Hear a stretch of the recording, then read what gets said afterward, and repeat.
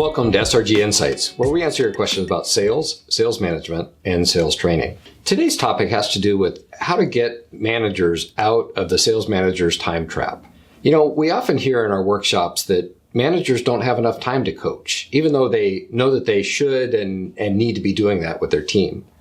Typically, this is because the managers are doing a lot of the jobs for their reps, and they're spending too much time stuck on urgent tasks. They're answering every phone call, they're solving every problem, they're resolving those customer issues, and they're even closing deals for their reps. So do you want more time in your day? Stop doing your rep's job for them. Teach them and coach them to be more self-sufficient. In Stephen Covey's 7 Habits of Highly Successful People, he defines habit 3 as putting first things first. This is the concept of prioritizing those things that are going to make the biggest impact and create the most leverage in your life. Invest your time in those activities that create the biggest return on your effort.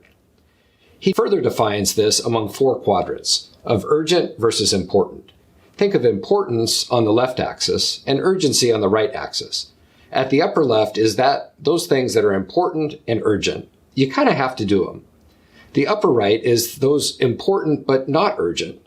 Lower left is not important but urgent, and the lower right are not important and not urgent. The problem is we often get stuck in what he calls Quadrant 1, the urgent and the important. Those are the items that have to be done today. Urgent and important have to be addressed. These are things like client issues, closing deals, personnel problems, end of the quarter status, and competitive threats. We often get pulled into these items by our reps, and we can't help but become the chief problem solver. The more we do these things for the reps, the more we teach them to rely on us.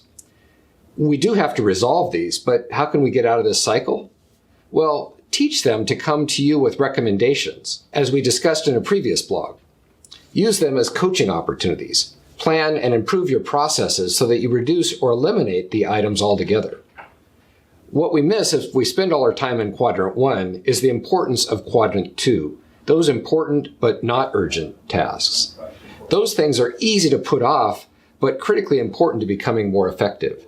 These are things like planning and training and coaching, strategy and process improvement.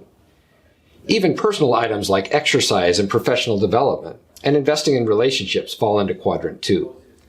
We need to create time in our life to have the discipline to focus on these activities every day, and they'll pay huge dividends in the future. These will reduce the number of Quadrant 1 activities we need to respond to. If we can coach and train our reps to solve their own problems, it means we'll be spending less time doing their job for them. Quadrant 3 activities are those that are not important but urgent.